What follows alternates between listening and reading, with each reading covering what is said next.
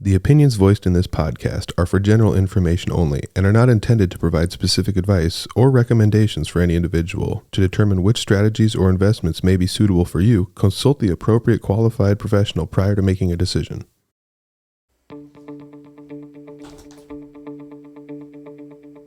Welcome to How to Money with Cole and Cole. I'm Cole. And I'm Cole.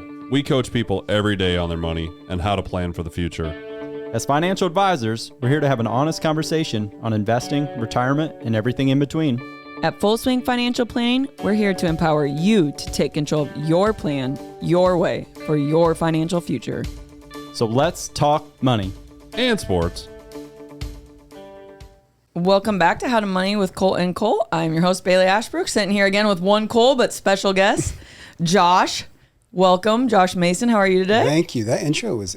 That's cool. Yeah, you've never heard it? I need an intro for Josh is a new podcaster. He's got his own podcast. We'll get into that, but Yeah. we're talking all things pods too. Yeah, so we're super excited to have you. Cool. Thank you for having me. Yeah, well, dog days of summer. That's what we used to call it when I played basketball, because we'd have open gym. And they'd be like, get up in the gym, dog days of summer. We talked about it, baseball. This is the baseball, in the major leagues, and where everyone's just, playing 100 degrees. And right now it's been humidity's off the charts. I have to open my garage doors because the floor is sweating everywhere. It was almost like all the windows this morning had Yes. frost on them. It was weird. It was like did their HVAC system go out or something? Yeah, you're worried about everything. Yeah. I'm sure the gym, your gym, the humidity in the gym. So well, you have the doors though. Yeah. We do have a door that opens, but nice. Yeah, this time here. I put a sign on it. Not really, but I put a sign on it. If it's over 90 degrees, don't open, please. Yep. Oh yeah. Well, to get it back down to temperature, right? You're Well, how's baseball going, Cole? You guys are. It's a lot, right? It's youth sports. We've talked about quite a bit. It's a pretty demanding thing, but it's fun, good. We're next month. In a few weeks we'll have state. We have a big tournament this weekend. Then we actually have some kids have some summer, I would say, where they don't have some structure. So we're kind of on to a lot of things and camps and coming up on the 4th. Yeah, I'm excited. Yeah. So that turning point of summer. 4th of July is already next week. Yeah. Thunder won the NBA finals. Terrible ISU. No one cares. No, I'm just kidding. No, they do. I mean, it sucks when the best player on their team gets hurt in the first half, but that, and then, Money Martin, give a shout out, Iowa, 21 points yesterday, career high. But other than that, sports are kind of... It's Kate Martin for those people that don't. Not everyone's going to know. No, not everyone is going to know that is. She has, her and obviously Clark have a very large following, just so you know. They do. So you know. Anyways, Josh, you got a really great story. You're a Fort Dodge native. Let's get into it. Let's not waste time on sports. You're a business owner, father, gym owner, real estate, husband. Podcaster, Optic Ink Can't forget husband. I said husband, I think. Yeah. I did. You still, Everyone always says father. But, that's true. There's I like a wife there. There's always a wife there. And she's that's usually who's She's the holding most down important. That's She's true. the glue, for sure. Yeah. So we know your story, but just tell our listeners your story, how you kind of got started as an entrepreneur, business owner, first chiropractor, and how you decided to take that leap right away to just own your own business and how it's evolved. It's a fun story that, I think looking back, I was always an entrepreneur, but I didn't start off initially that way. But I reflect back even when I had my part-time jobs, when I started working at Shopper Supply in Fort Dodge, Classic. But even at that point, I always thought about how can I position things on the shelves so they're better? And you're just complete mindset. Exactly you're saying. Anyway, I think you can't teach that. Every job you've had, you're always this is a more way to be more efficient if you did it this way. Or you see other people do their job, you're like, hey, if you do that. Yeah. 100%. I do that all the time. I'll give people unsolicited advice. Yes, all the time. Anyway, but so obviously I went to Palmer. I went to University of Iowa for undergrad, then Palmer for chiropractic. I was a chiropractor, moved back to town, joined a practice. Even at that point when I joined the practice, it was a situation where I joined with the intention of buying the practice out because he was getting close to retirement, and it was working out great. And then one day he said, "Well, my daughter and my son-in-law are coming back." Ooh. Pivot time. But again, I just talked about this today. Is it was the best thing that ever happened, right? Yep. Had that push to just go out on my own, and it's a fun story because I feel like it encompasses my personality. I went from losing my job to opening a clinic in 8 weeks. Wow. I went from patients wanted to follow me. I couldn't like solicit them directly, but they knew who I was, and I had the luxury of I could still work in Fort Dodge, and so literally patients were coming to my house while you were kind of getting the next. Wow. And we went and found a space at that point.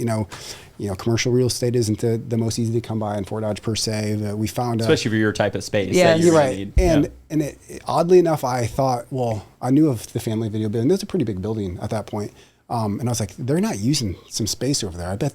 And at that point, there wasn't a window, there wasn't a door, like nothing. And so I was like, hey, is there space over there? And they're like, yeah. So we found it. We got built out, like literally built out in 6 weeks. I remember seeing patients at home. The first day in the clinic, stupid. Contractor's still there. Drop ceiling isn't in yet, so the lights aren't. They're never done when they say they're going to be done. There's literally, we had floodlights in the corner pointing light up, dust all over the place. Patients come in and getting seen, and they're just happy to be there. I was clearly happy to be there because I was broke and like I needed to just work. But so yeah, that was the initial. So that was like September, October of 2010. And again, blessed to just continue to grow. I attended my brother, Dr. Zach's graduation that following June. And I attended his graduation, and he was kind of like interviewing different places, wasn't sure what he's going to do. I was like, man, I'm drowning. Like, yeah, I got patience for you. You want to come home, come home. And so luckily he ended up coming home. And again, it's been fortunate that we've just been continuing to grow over time and move and do different things. But I'm so glad. If you are listening to this, you should go look up their building now. Yeah. And that's such probably a full circle moment from you. I'm just thinking of like, oh, you're trying to, get the patients you do have committed to you into a space. It's still not being done. It's not beautiful, but what a true entrepreneur story, because your building is beautiful now. And that is super cool. Yeah. So talk about that. You have other stuff going on. So right now you have your own chiropractic clinic. You're working with your brother. How does that go? Family. Some people can do it. Some people can't. No, oddly enough, it's worked really good. We both have skill sets, and we've been able to just kind of conquer and divide.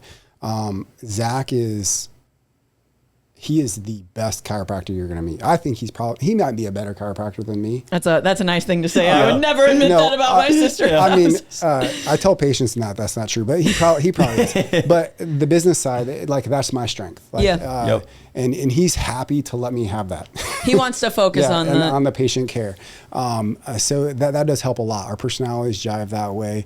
I think this is sound biased, but I think it's easier for men to do it too, because our conversations are so much easier, and we don't quite have as much emotion and decision making. We can as siblings, absolutely. I think when we were little, we were far enough apart that I didn't really beat him up that much, but our middle brother I beat up on a little bit. But so we didn't have that, but like brothers can do that. We might have a moment, we talk about it, and it's over, and we can live and forget. Don't hold resentments. So we've been lucky. I mean, we're 15 years deep now. Yeah, I was going to say, it's like it's crazy that it's been that long, but yeah, it's been working great.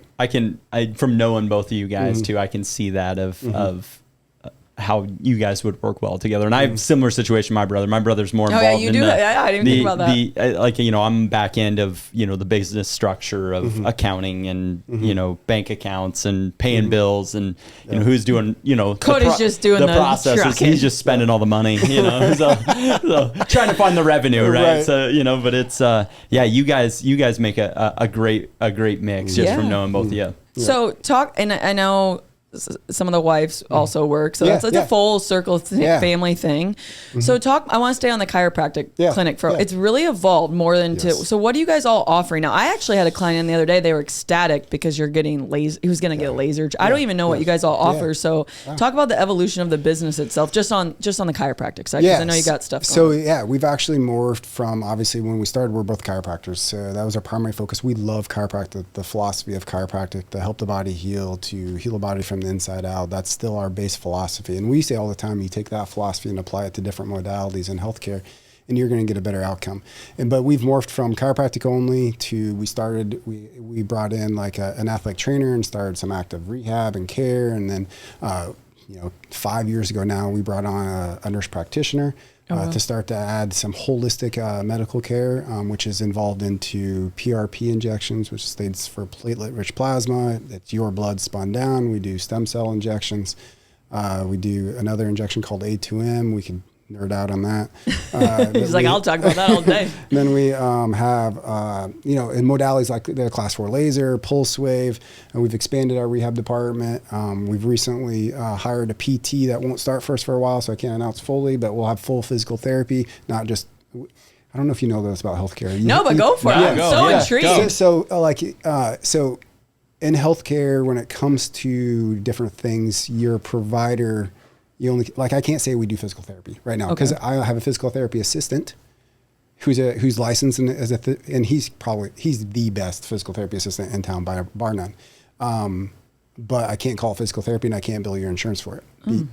So as soon as I have a physical therapist, then I can say we do physical therapy and I can bill your insurance. And so that's going to be a big next growth for our business.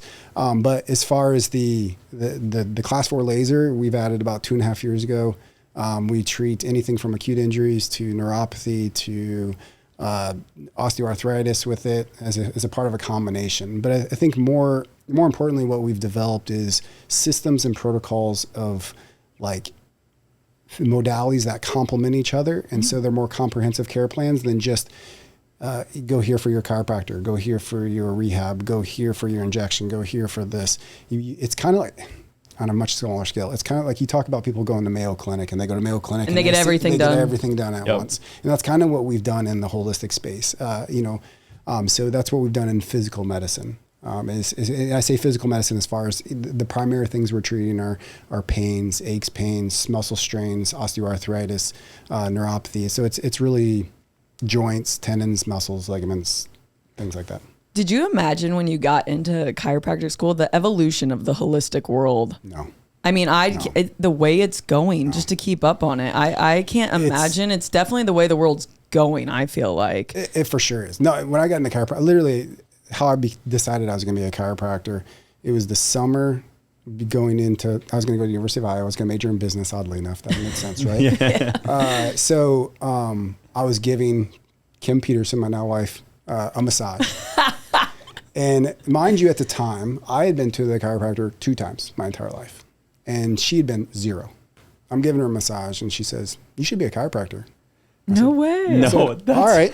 That's awesome. And, what a trust. Yeah. And so, obviously I looked into it and it fit multiple boxes, but that's the story and became a chiropractor. But it's crazy to see and how your vision changes and how your dreams change and what's possible. When I opened Even Active Health 15 years ago by myself, I was like, I had a number in mind. It's like, if we ever hit that, that'd be like amazing. Yeah. That was I hired 2 people and that was a stretch for me.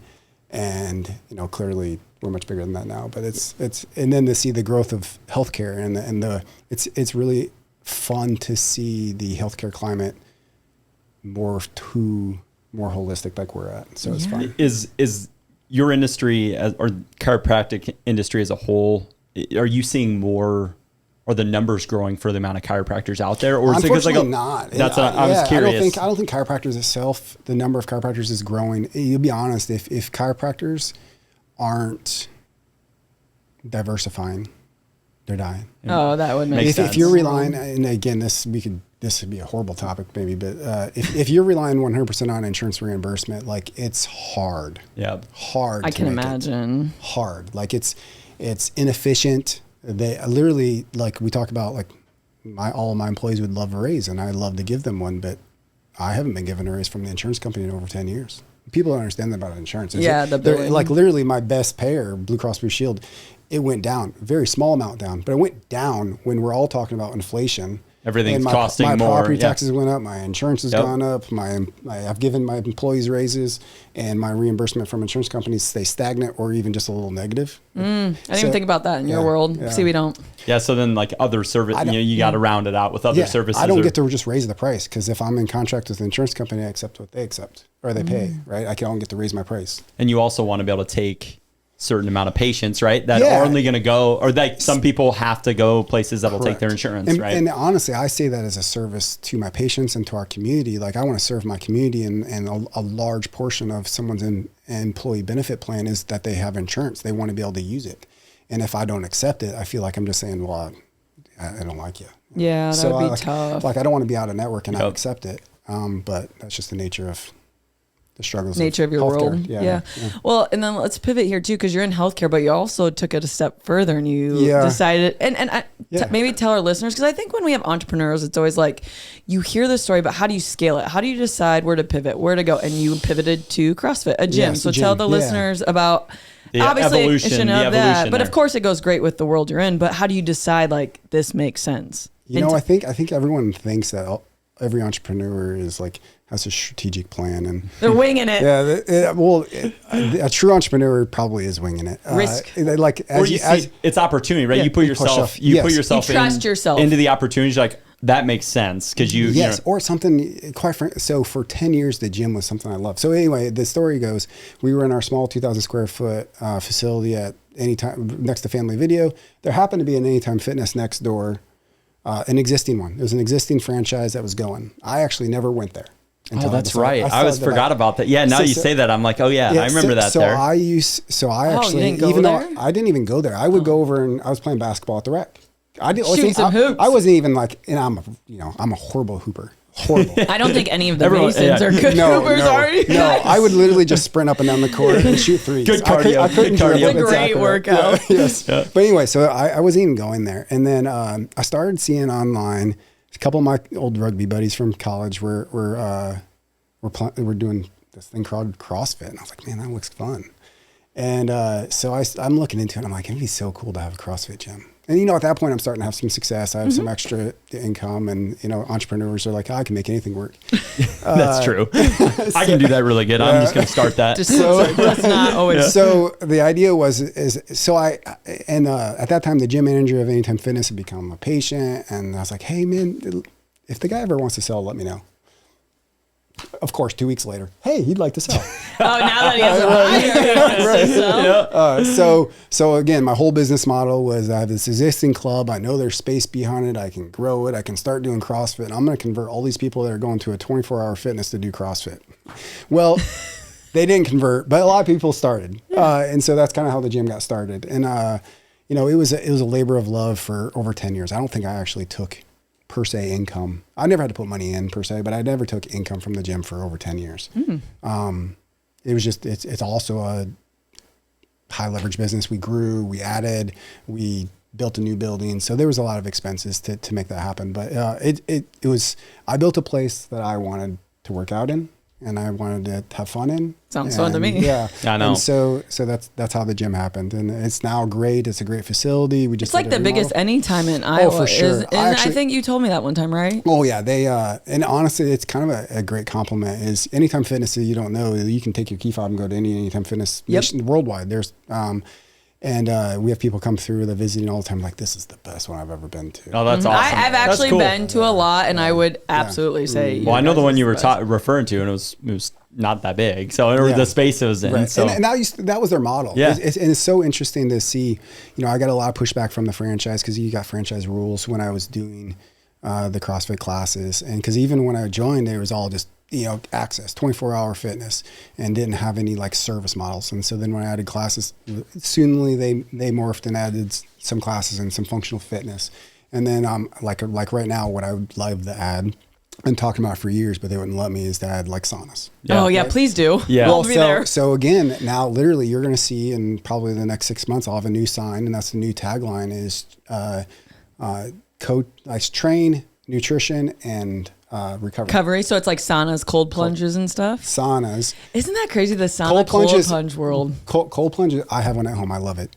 Cold plunge. But it scares the crap out of me to have it in a 24-hour fitness where people could drown. Yeah, that makes sense. True. I mean, just a liability. Yep. Yeah. But no. So yes. So I have to know. Do you do that every day? Not every day. Okay, I just had to know. Probably 5 times a week. Oh, see, I've been wanting one. It's awesome. I've been researching them. You can come try mine if you want. We should just get one at the office. Yeah, I know. We got some dead space. So. Yeah. At this point, the only reason I do it is because it's hard. Yeah. The psychology. I've been doing it for over a year, and I stand over the top of him and like, you gotta pump yourself up. Here we go. Yep. And then Yeah, inside or outside? Ours is inside. Mine's inside. Yeah. I always think the winner of Iowa. my dad does it every day, and he's got does he? He bought a and he's a concrete farmer guy. Does it every day religiously, Loves and it.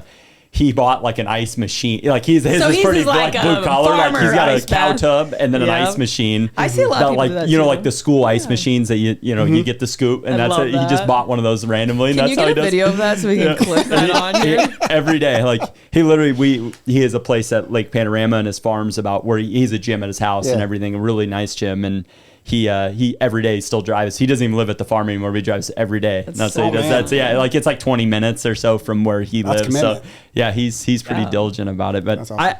Josh, I as you were talking, and I know health has been a huge part, not only of your business, but personally, and tying it kind of to what we do on the financial side, like how do you think about that of like, hey, being like take care of yourself and how it's really correlated to probably your financial success or, And vice in versa. every piece of, of your business world. Well, I think principles are principles, and you can apply it across any aspect of your life. And so the principles of consistency, discipline, hard work, like probably as far as financial is consistency, making consistent effort or being intentional, consistently putting money into an account, consistently like looking at your finances.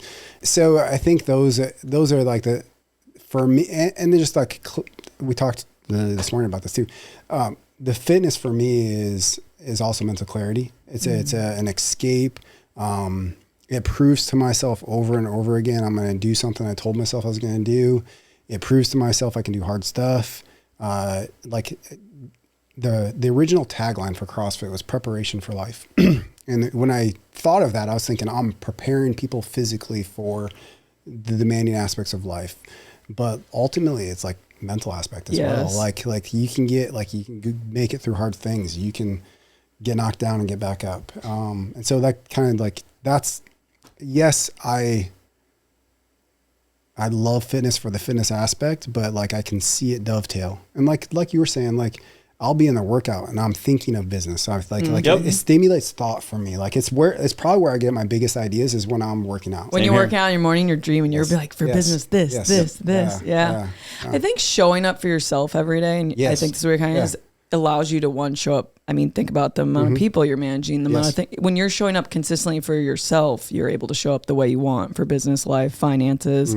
And I do think there's something to be said when you're, I'm not even saying physically fit, but when you're taking care of yourself, you're also taking care of yourself financially. There's like a freedom in it of a responsibility to yourself. It's such a habit thing for me of, I'll go I'm pretty disciplined about, health and watching what I'm doing, but there's times where you'll fall off and you'll find it's like across the board. Yeah. You're all of a sudden you're undisciplined and like you're showing up at you're a little bit late on time, or I'm getting things, I'm doing that tomorrow instead of what I should have done today. Agreed. Right. So it's like a habit stacking thing. How you do anything is how you do I just exactly. That's what I was trying to think of. I used to have that so a pencil quote all through college. Yep. But it is true. Like you might be able to fake it for a while, but if you're slacking in this area of your life, you're gonna eventually slack in this area. This podcast is produced by Spin Market and Digital. Located in Fort Dodge, Iowa, Spin Market's highly skilled team can help you increase your market by updating your website, improving SEO, designing advertisements, and producing podcasts that will grab the attention of your market. Contact Spin Market today for all your digital marketing needs at digitalagent@spinmarket.com or call us at 515-302-8026. And to learn more, visit our website at www.spinmarket.com. That's digitalagent@spinmarket.com or 515-302-8026. Or visit our website at www.spinmarket.com. Let's do a little dollars and cents. Dollar bills, y'all. What do you got, Cole J? Yeah, we're on the health and wellness. We've heard Josh's story of evolving into multiple pieces, and obviously, that's a big piece of our lives. I think Bailey and I, and but it's crazy the financial scale of the health and wellness market. Ooh. So I just known you were coming on. So I was like, and you know, I'm the stat nerd, you know, everyone kind of gets on me, you know, so I always some stats, but I was just curious, but this is a little bit dated data, but as of 2023, the global health and wellness market was valued about $6.3 trillion. So think of that. And it's the growth, the projected growth of this article I was reading through is by 2028, it's going to grow to 9 trillion. So almost a third. So you think, and I think that's really, you can see it in a lot of just everyday, especially younger generation. I think there's far more. I think it's like that. What food, you know, drinking's getting less. Yep. I think there is like an evolution of even Hy-Vee. I mean, I don't know, but they have their whole like health section, right? What's healthy in there, I don't know, but you know, it's like there's still that of like that questions. But I think we're questioning. People are trying to be more educated, aware too, especially kids, right? Of what what we're feeding our kids is becoming more important. Yeah. Well, again, it comes back to how it affects your daily life, which is what you're big on. And I just think about the numbers of, again, how we talked about how the chiropractor evolved. Did you have more numbers over there? Yeah, just so it's global, right? North America makes of that 6 trillion, we're about 2 trillion of it. So now we also have on the other side of that, like, we're spending, it seems like a US thing. We spend more, but yet we're unhealthier than everywhere else too. Like that doesn't seem it doesn't seem correlated, right? Obviously, I think things are more expensive at times here. Yeah. Or we're more likely to spend on things and not actually like, hey, we'll buy a gym membership, but don't use it. And you gotta think we're probably more in the world of convenience than any other place. I would say so completely. But yeah, it's wild how big the scale of that and whole industries, right, that are going to be created, have been created. CrossFit's kind of gone through a wave of the business model. But it's interesting. I always thought like the same thing of like the gyms I've been a part of. Like, absolutely. I'd make this thing so much more clean and stuff that I'm like, this would be better. This would be better. Is very clean. I will say that. There's something about a community of the gym, like in the community of that whole world. It's really a different. If you've ever been in part of a gym community or it's different. Even that has changed. Unfortunately, like I feel like our peak of the community aspect was right before COVID. Oh, really? And COVID kind of killed everyone got a Peloton.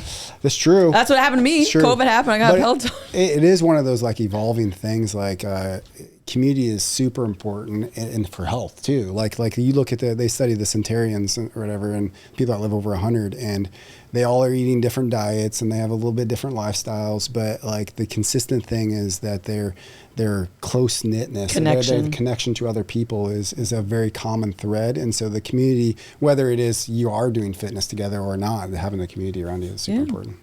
So you've kind of ventured into some other stuff, and I think something I really want to.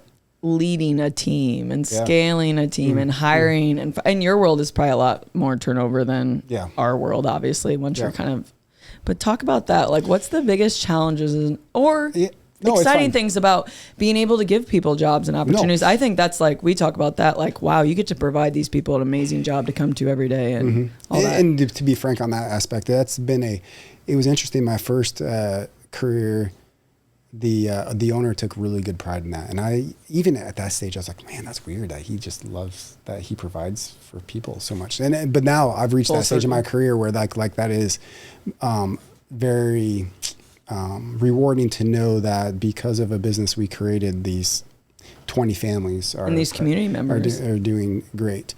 So that is, but on the flip side, it is definitely the most gratifying and the hardest part of I think pretty much any small business owner would say that. We all know people are the most important thing in our business, whether it's the customer or our employees, but they're also the hardest thing to deal with. And that's the biggest area for growth continually. I don't think you ever figure it out. That's probably been my biggest struggle over the years is knowing how to manage the emotions of people, be able to fill people the way they need filled, to be able to give them a pat on the back. But it's so much different. Like to you have to tell people they're doing a good job, even though you really think they're doing a good job, you just haven't expressed it. And so we always think of everyone thinks like us too, right? Yeah. Like you're but obviously an employee. a lot of times they don't want to be an entrepreneur, right? No, so you have to adapt the way you teach or critique or whatever it might be. And it's just easy to get in that mindset where it's like everyone thinks like everyone should think like me because I'm always right. That's how I think of it. It's like, that's not the case. And maybe you feel this way too, Josh. You run at a high capacity. You run, so you think everyone should be running at your. I think that all the time. Like, let's go. Let's. Very difficult. And I think that's very hard to understand that you need people that operate differently to do those roles. Because if everyone ran at the entrepreneur space, then no one would be doing the things you need Nothing to get would get done. Yes. Right. And then, I mean, even just yesterday, like, it was employee review time, and I've been dragging my feet on it because I'm bad. I love the honesty. I drag my feet at this too. I'll be honest, I'm bad at it for the exact same reasons I just said. I'm not good at doing an employee review. And, but you know what? It's good to have good people in your life. I had a fellow team member say, hey, it'd be good if you got some time in your schedule today, if you could get those reviews in. And then I was talking to, and then I immediately was kind of in a bad mood. My wife was like, what's going on? I'm like, I got to do these reviews, and I don't really want to do it. So she got me going, and we got them done. And I tell you what, you feel so much better. You get through it, and it was so good. What I realize is I think not having the conversation, even though we didn't have to have a bad conversation, there wasn't a bad conversation I had. But the joy they got from having the conversation and having the time and filling them was like, they felt great. And because they felt great, I felt great. The rest of the day, I was like on cloud nine. It was great. So I don't know how many times us entrepreneurs have to be beat in the head with these different concepts and learn these lessons over and over again. When you're putting something that you think's either hard or not going to be right. Maybe for me, it's like things that there could be a little more emotion tied to, it's like, we'll delay, but then, then you have it and you're like, I've had so many times where I'm like, God, I wish I would have just taken care of that way a long time ago. Cause now I feel way better or that person got something out of it. And now you're like, oh yeah, that's great. Or you learn something, right? That's always, I think it forces you to have some of those conversations, or maybe sometimes employees won't say, you ask for feedback and they don't give anything, but you got to have the conversation, kind of get into things. And then you get like, okay, we need to make that adjustment, or that's something that makes them tick or happy, or we need just to want to be more. seen, understood. I always say confrontation, not that it was deferred is amplified. The more you defer it, the more it's going to amplify the conversation. So it's just doing it, ripping off the Band-Aid. I love those. Cole's like, Bailey lives for that. But I'm the same Must same be a exact guy scenario. thing. Yeah, same scenario. So you also have now expanded even more, Optic Ink, and I know you own some real estate, and we don't have to go into it if you don't want to, but just talk about, again, you've just keep pivoting, keep adding different industry too. Like, it's the entrepreneur stupidness in our brain. So the whole Optic Ink thing is, I was having struggles just getting things done.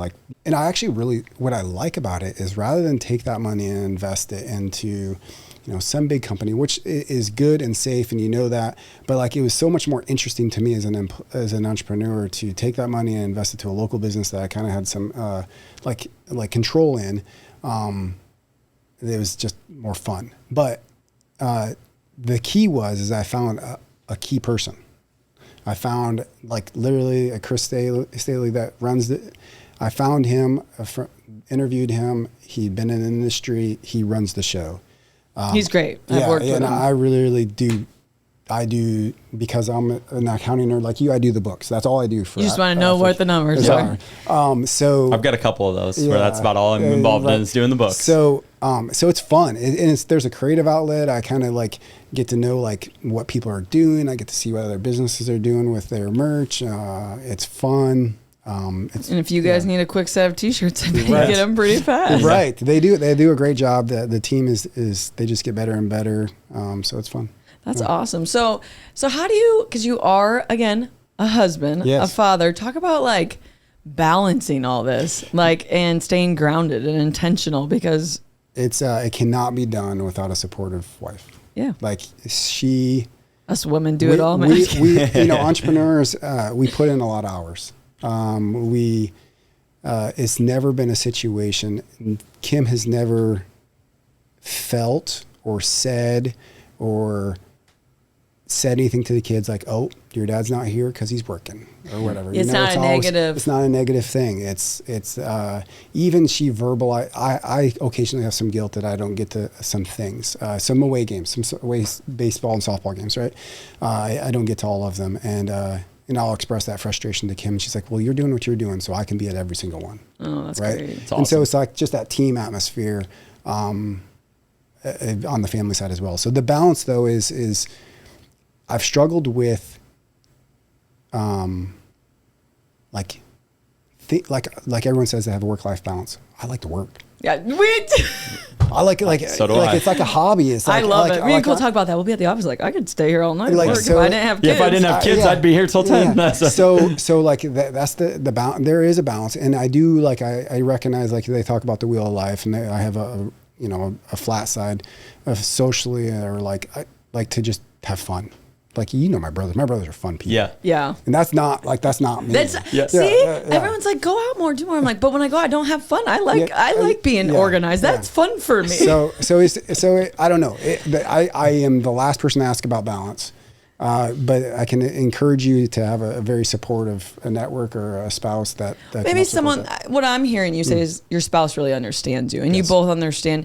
You're not a kid-centric family. You're not a business-centric family. You're a team-centric family, which allows you to show both businessly and family. And you guys are all on the same page, and it sounds like. I think you said it better than I did. Yeah. I was just Oh, shit, that was a good recap, wasn't it? Yeah. So- Well, let's get into this next part, because one thing I think you do really well, which we're always interested in, is marketing and branding, and now you're podcasting. So Yeah. tell us about your podcast and what's the goal of it, and is it for your clients, or what are we going to be talking about? When are me and Cole on? Yeah. So I've been talking about doing a podcast since 2017. Oh, wow. But clearly I haven't done it until 2025. Some things have happened since 2017. Right. But as far as the goal of the podcast is just to tell stories. My hope is yes, we're going to talk about health, fitness, performance, but we're going to be bringing on patients. This morning I had another fellow entrepreneur who, fitness affects her life. But I want to put health in a lens that it should be a part of everyone's life. It shouldn't be separate. It should be just holistic in everyone's life, because we're all going to be better because of it. Obviously, I want to use it as a promotional tool for the services we offer. Like, you're relatively close to us, and to our family and to our business, and don't even recognize all the services we have. So we just do a better job of promoting. I didn't know. Yeah. As you said that. I didn't know I'm patient. Right. So I think that's definitely a tool. As far as marketing goes, clearly marketing changes over time, and the way we consume and the way we want to hear about things. So I think marketing is so now curated for us. And so we're no longer following things. It just kind of it's our For You page. It's our reels that pop up automatically. Yep. It's our likes and dislikes. It knows us. It does. And I love it and hate it because all at the same time. But so we've continued to morph over time. Marketing, especially in healthcare, there used to be a bad stigmatism with marketing in healthcare. Well, no, I have to. Well, I didn't know that, but sure. You shouldn't, if it's so good, you shouldn't have to promote it. Yeah. Right. Well, how do other people know about if it's so good? Right. Exactly. So, but anyway, we've always done. You a guys lot have of done a marketing great job over the years. We went from guerrilla marketing back in the day. We would do lunch and learns till I was blue in the face. I had a speech that I give all the time. We did. We've done a lot of community events. We've donated lots of money through our marketing endeavors, which is super fun. We're part of the community. Emily Mason, Zach's wife, is kind of runs our whole marketing area of the business. She's like coordination behind it. She's so creative, and then we just continue to push. I'm sure she hates me because I'll come up with a new idea and send it to her. And listen, bless you all, because if I was working with my brother-in-law, we would be fighting. And there would be no way. Love you, Turner, but no way. But it's fun. But the podcast I'm excited. I mean, it is fun. I love hearing people's stories. I think there's such an extraordinary amount of people that are ordinary people. Obviously we always interview the Caitlin Clarks, the famous people, 100%. the Kardashians, whatever. I'm just naming people I think I hear. I love hearing that. And I'm not saying we're average Joes, but we are average Joes, of the sense, we're not known, across the world. But I think these stories are so intriguing, and small business owner stories are always so cool. And they should be our role models. Yes, oh my gosh, I absolutely think this all the time. Like I'm like, John Doe down the street that hit, like there's so many like huge business successes, even here in Fort Dodge. Tons of Yes. like started from nothing and now they're huge. Like those are the people that we should aspire after, not. Caitlin Clark can shoot a 3-pointer, but she is a good person. Completely agree. Like, Completely someone agree. that just because they can do sports doesn't mean they're a good person. Yep. I even think about it. Yeah, and I think with the social media, anyone can be an influencer, have this audience where like maybe they really shouldn't. Our world doesn't really have boundaries. But I even think about this financially.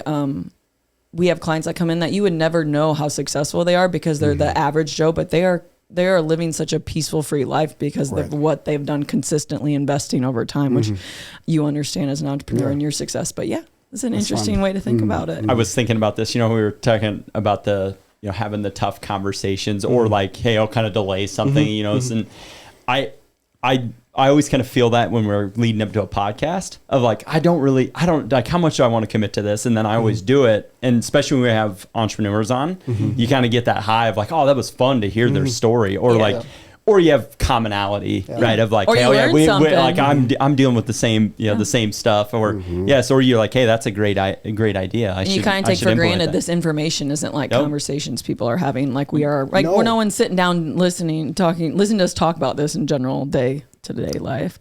So I have a question. Who speaks to you? Like, who are your mentors? How do you stay connected? I think that's the hardest part too, is maybe finding, I don't want to say like-minded people, but people, so I would love to hear how that works for you. A lot of my mentors at this point are kind of virtual through social media. Okay. I have people that I follow that I feel like have principles in their life and that I like to just glean off what they're doing and what they're saying.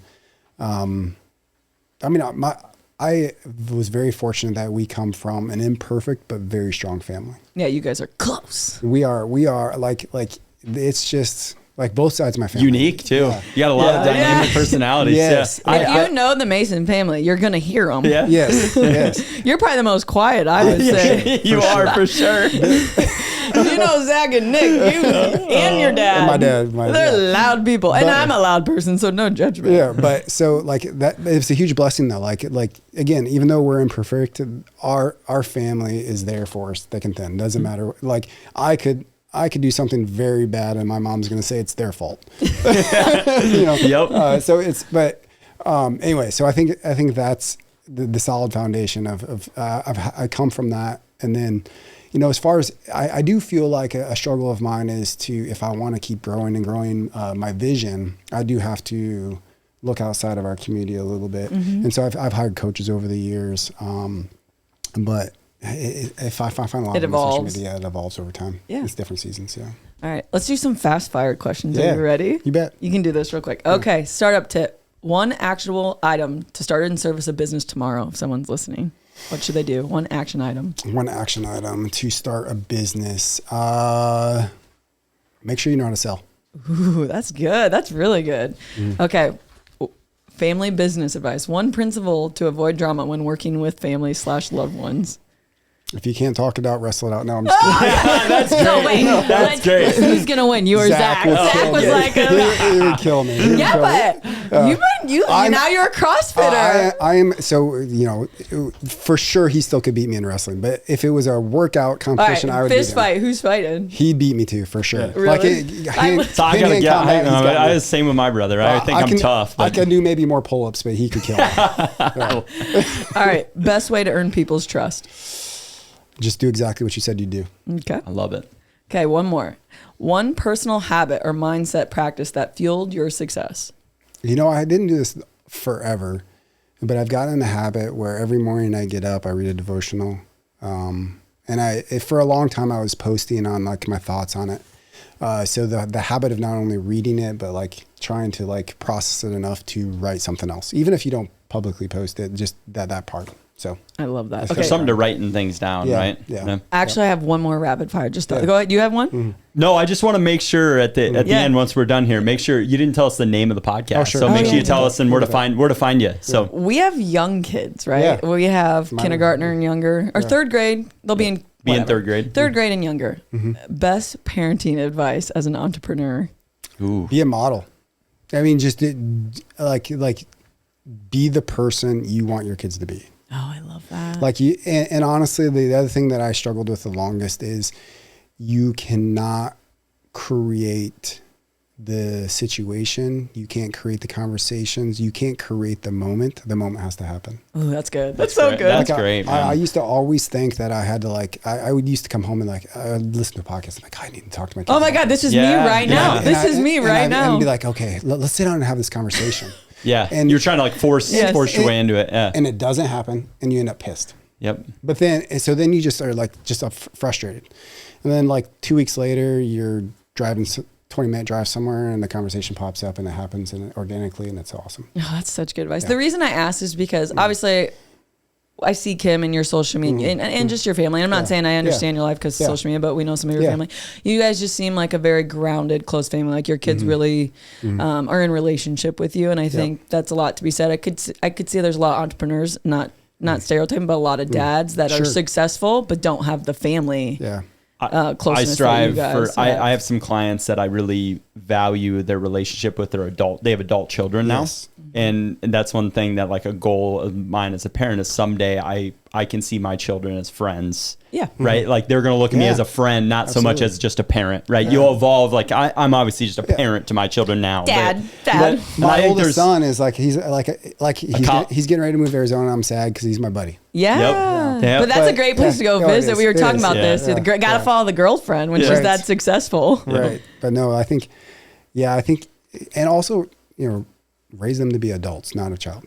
Yeah. Yep. I love that. I just think that's always important. I mean, we get stuck on the business and the financial, but again, success across the board. Dave Ramsey always said, more is caught than taught. Yeah. Oh, I know. I always say that That's to a my great one. husband. I always said that's my favorite. Oh, that's so good you brought that up. All right, Josh, what's the podcast name? This called the Active Health Podcast with Dr. Josh Mason. So I primarily host them. My brother is on it once in a while. I feel like Zach would be born for a podcast. Yeah. You know what he is. So the topics will get interesting for sure. If you know Zach, he's gonna say what's on it's gonna his be awesome. mind. No, it'll be good. We'll get him on there more. But, That's awesome. But obviously we're on YouTube, we're on Spotify, Apple Podcasts. You can find us all those social media, Active Health, FD. And if you don't know, Active Health, anytime they're combined, joint buildings, gorgeous over by Target. Awesome facility. Yeah. Great people. So we appreciate your time so much. Thanks, Josh. This was awesome. Thank you, guys. Yeah. Lose with dignity, but damn it, don't lose. Dan Gable. I love it. I love it. Go Cubs. You've been listening to How to Money with Cole and Cole, the podcast of Full Swing Financial Planning. To learn more, visit their website at www.fullswingfinancial.com and follow them on Facebook and LinkedIn. For now, I'm Cole, I'm Bailey. And I'm Cole. and we'll see you on the greens. 4. Security and advisory services offered through LPL Financial, a registered investment advisor, member FINRA SIPC.